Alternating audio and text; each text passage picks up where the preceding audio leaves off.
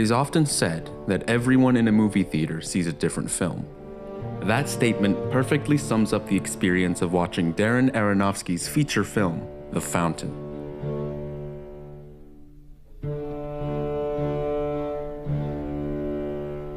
Even if the movie wasn't supposed to be the highly contended critical battleground it became, everyone who sees it walks away with a different opinion. Some think it's a pretentious mess, made by a then novice, overly self-important director. Some think it's the most inspired and universally relevant film ever made. It's as if everyone sees a different movie. This can be attributed to confusion involving the three stories the film covers. The timelines twist, turn, and interact with each other via reoccurring motifs such as the color gold, the circle, and the musical progression I like to call the theme of awe. All of these elements combining to form one complex, albeit confusing, multifaceted narrative. In this essay, we are going to attempt to organize these timelines, determine which ones are real, which ones are not, and the implication therein. Before we begin, let's get this out of the way first. No interpretation of this movie should be considered the one true theory. The beauty of the movie is that everyone interprets it differently, so determining a true theory is a fool's errand. Second, these are far from the only theories out there, but I believe these three help people form their own interpretations better than others. And last, I'm going to assume you've seen the movie before. If not, this is going to be one confusing video. There are a few ways to approach the story of the fountain. The first theory, everything is real. This theory doesn't sit well with everybody, but it does lay the basic groundwork for the other two theories. The heart of this theory is that every event the audience sees is actually happening. It's an interesting concept that turns the movie into the direction of hardcore science fiction. There are even people who have remade the movie into a linear cut, putting the events of the movie in chronological order. The theory goes something like this. In 1500s Spain during the Inquisition, a conquistador named Tomas searches for the fabled Tree of Life, described in the Book of Genesis and new archaeological findings in Mayan South America. Tomas takes his men and finds the Tree of Life to save himself and his queen from death by the Inquisition, which results in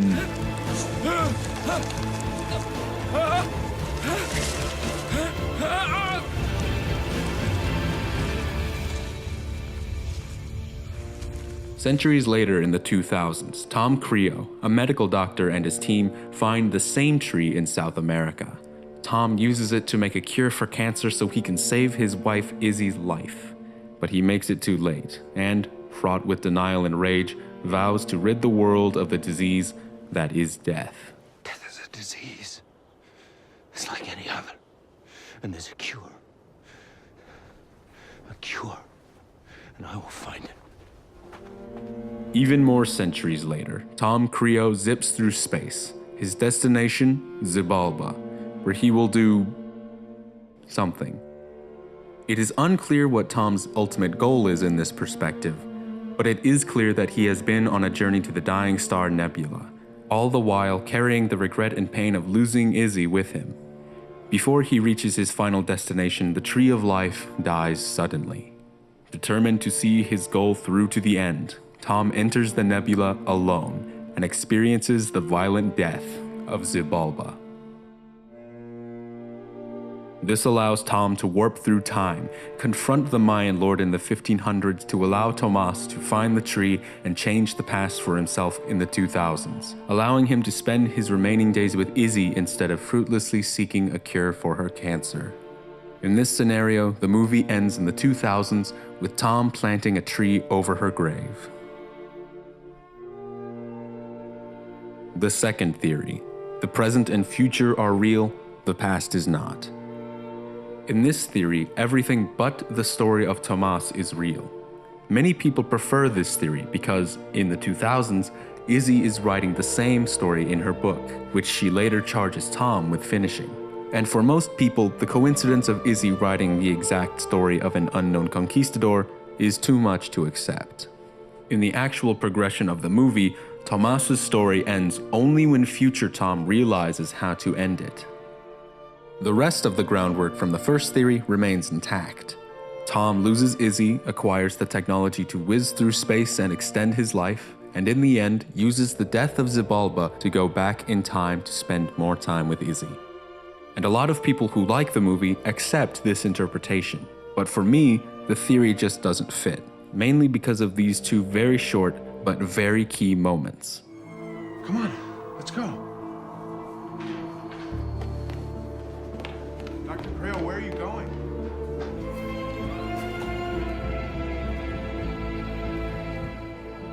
These small sections of the movie are what people get the most hung up about, and probably cause the most confusion in viewers, which is why I prefer this theory. The third theory: only the present is real.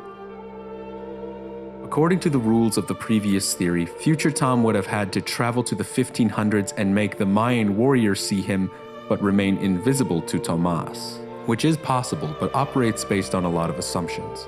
In this scene, is future Tom in control of his body, or is 2000s Tom? Or is future Tom merely influencing his past self to make the right decisions? If so, why didn't the audience see him like they did in the 1500s? The present and future are real theory creates a lot of plot holes like these. The theory that only the present is real means that not only are the events we see in the 1500s merely a visual representation of Izzy's story, but future Tom's journey to Xibalba is also a visual representation, giving form to what's going on inside of Tom's mind during his journey of accepting Izzy's death.